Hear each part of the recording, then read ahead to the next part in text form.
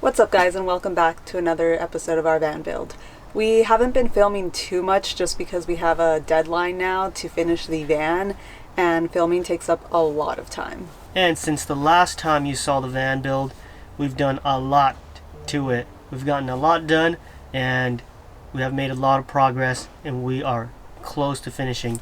But we only have about 3 weeks or less than 3 weeks to finish the build. Yeah, now it's just mostly little things which surprisingly take a lot of time. Today we'll show you what we've done, and we have some clips from my phone that I recorded, but otherwise yeah, you can see our progress and you can see how the van is coming along. Yeah, so I think first up is plumbing. We are pretty much 99% finished with plumbing. I think the only thing we have to do is seal the holes, but Taku went ahead and made our gray tank, which is underneath the van. Justin's been working on these drawer faces, painting them up, and currently I am making a brace for this water tank that's going to go underneath the van. So the idea is just do this. I drilled holes right there, so I'm gonna actually drill this underneath of the van. There's a little thing underneath the van that kind of hangs down, so I'll just be able to drill this on there, mount it on there, and then I have the 80/20 coming down.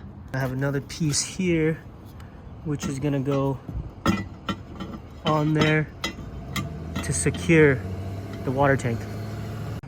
Alright, so we're underneath the van and I have mounted these brackets here that I made. You can see, just drilled it in to one of these guys. The water tank should fit right between there. Well, let's find out. Bam, there you go. Fits perfectly. And I'm just gonna put a cross beam right here. Boom, boom. I should keep it in place, and it won't be able to slide out this way, and I don't think it'll be able to slide out this way either. But I'm gonna put one of those metal strap things, and we'll strap it down too. Just finished installing the gray water tank. See, I made it with 80/20. It's attached on there, and I just put some of this on there as well so it doesn't slide back and forth. Yeah, that's pretty securely on there. This one, that black one that you see coming down, that is coming down from the shower pan, and then there's it's called a P trap, I believe, and then it goes over and then onto a 3/4 inch hose, and then it goes just loops around and then goes in there, and all that water gets collected. This is only a 7-gallon gray water tank, so we'll have to dump it fairly often, but that comes out right here onto this valve, and then it goes out over there. So once I turn this valve, I don't really have to worry about getting splashed. See, turn the valve, now there's water coming out, and it's just right here, so you can't even see it from here, but I can just literally just squat down and it's right there, so I don't have to get under the van or anything. I know there's those mechanical ones, but that's unnecessary. Design that right there. Easy. Easy peasy. Look at that. Bam. On. Off. I saw some people asking about, are we concerned about freezing pipes? We're probably not going to be going into any freezing cold temperature. We're also not living in this permanently, so that's not really a worry for us. Now, we're not living in it permanently, but we're doing a lot of long-range trips. The first place we have planned is Alaska. Yes. And yeah, we don't have to worry about cold temperatures in the summertime, at least in Alaska. But so we're going to be there. We're going to spend pretty much the whole summer there, and we should be in pretty nice weather. We've almost completed the couch right here. We just all we have to do are install a couple panels on the bottom, and we built in a tall cabinet which is going to store a lot of our equipment, cameras. There's a charging station inside, as well as, you know, place for our backpacks and tripod and things of that nature. So that's where we're going to be storing all that kind of stuff. And we're also making another overhead cupboard for our clothes. We did run into some electrical issues, and with the solar panels, well, it wasn't actually the solar panels, but it was the charge controller, the solar charge controller. And yes, that took some time to figure out, but with the help of Battleborn, that wasn't planned, but I just realized I was wearing the hat. Shout out to Battleborn. They actually helped me out a lot to figure out the issue, and I had a lot of help on Instagram as well. And the actual issue, we did a lot of troubleshooting, isolating the battery and making sure it's no problem with the battery, making sure it's no problem with the solar panels or the wiring, or any of the wiring. And the wiring was perfect. Yeah, wiring was good. What do you know? It wasn't my fault. The actual problem was the charge controller itself. Even though it was brand new, I just got a bad unit. So all I had to do was swap it out, and Battleborn sent me a brand new one that I can swap out, and was already pre-programmed for the van, for the batteries. And yeah, glad we don't have to program it. Yeah, now it's good to go, and it works perfectly fine. Today I'm actually working on swapping out the inverter, and Battleborn also helped me with that. They were helping me with my inverter because I was having issues. I couldn't get it, I couldn't get it powered on, and I was like, why is it not working? So I was talking to Battleborn and narrowed it down again. Figured out that one was my problem. I bought the wrong size inverter. I bought a 24 volt inverter, but I have a 12 volt system in here. So they said just accidentally purchased the wrong one. Yeah, just accident, because I was using like other people's, like affiliate links and stuff like that off Amazon, and I just got the wrong one, and I bought it like months back, when I was just trying to plan everything out. So I didn't even realize that, but now I realized it. I was like, oh wow, that's pretty obvious. That is not the right inverter. So I have to swap that out today. After I swap that out, all my electrical almost should be complete.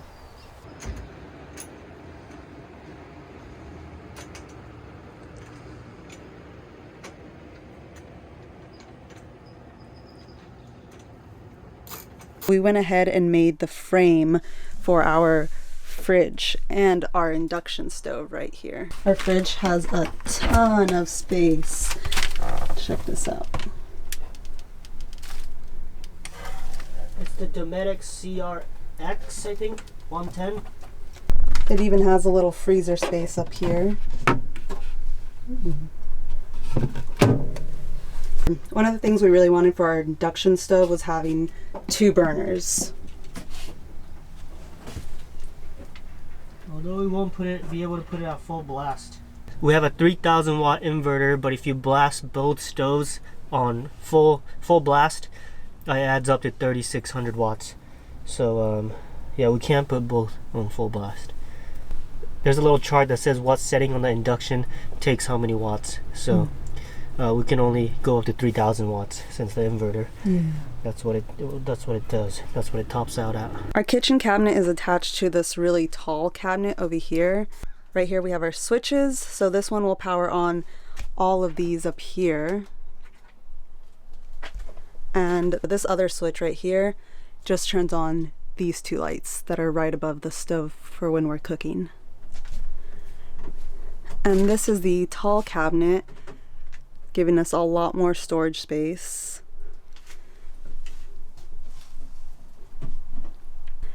And attached to the tall cabinet we have a smaller cabinet right above our bed. This will likely be for our clothes. And you could kind of see it in our intro, but we have our cushions now for our couch. Underneath our couch, it actually opens to give us more storage. A little messy back here, but that's okay. We're under construction. We also installed a light here, and one of the things we still need to do is cover these gaps here. So this is one of the other small things that we still need to work on.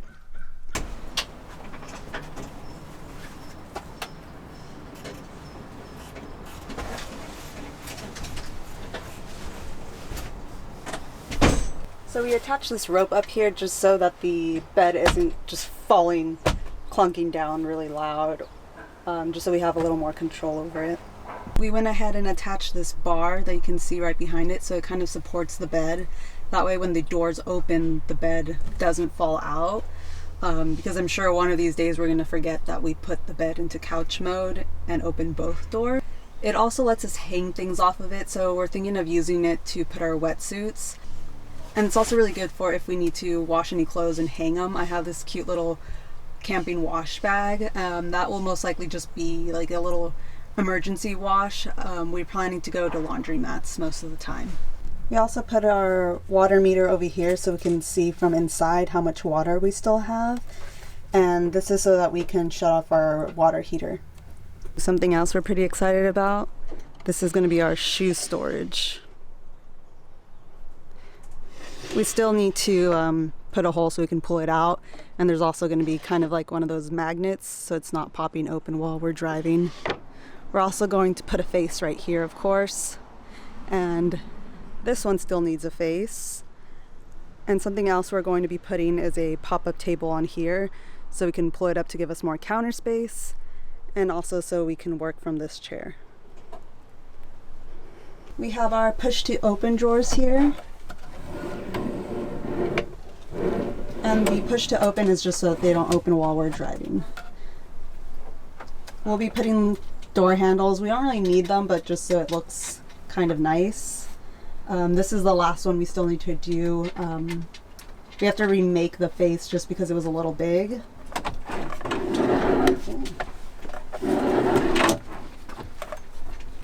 Coming along, coming along. This is gonna let us hang things and keep things more organized. So we'll probably be putting our tools, like our axe, our hose to fill up the water tank, and just whatever else we want to put here.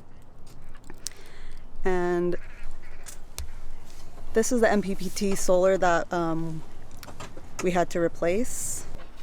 And I don't know if you guys remember, but in one of the other videos, Tagu had already made these, but he decided to remake it because he wasn't happy with how they came out. Now they're pretty much perfect.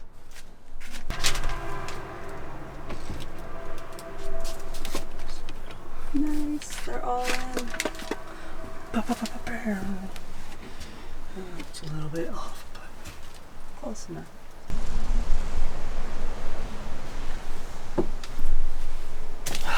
Tired already. Alright, I gotta get this one in. That's the bottom. That'll be easy.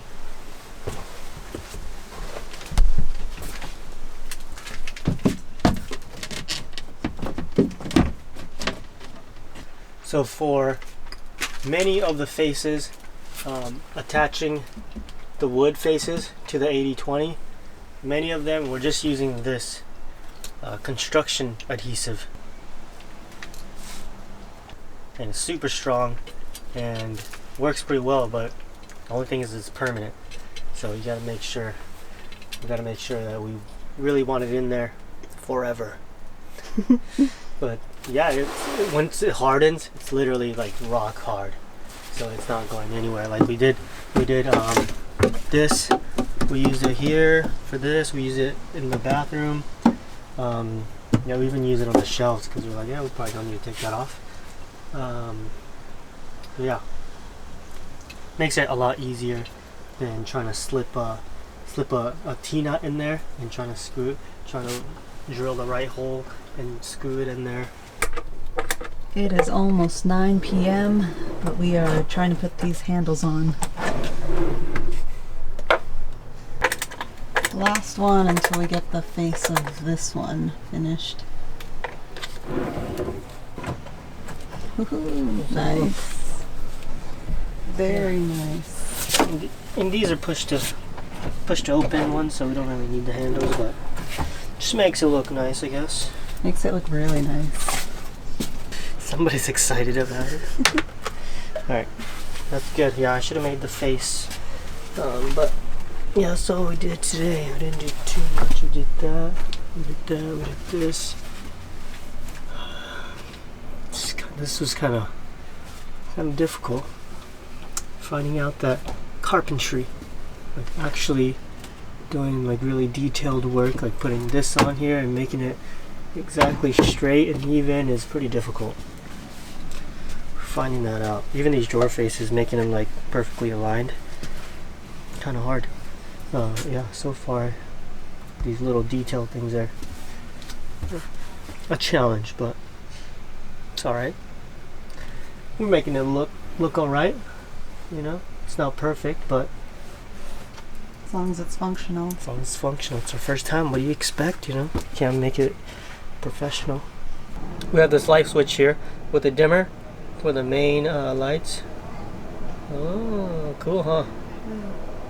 And it just goes whoop. Cool. This little touchpad is cool. And these lights right here, these are supposed to be for like the stove lights, and then it just brightens up the cooking space a little more. So thanks for watching the update on our van. Hopefully we get, next time you see us, it'll be all complete and we'll be heading up to Alaska. Alright, good night guys.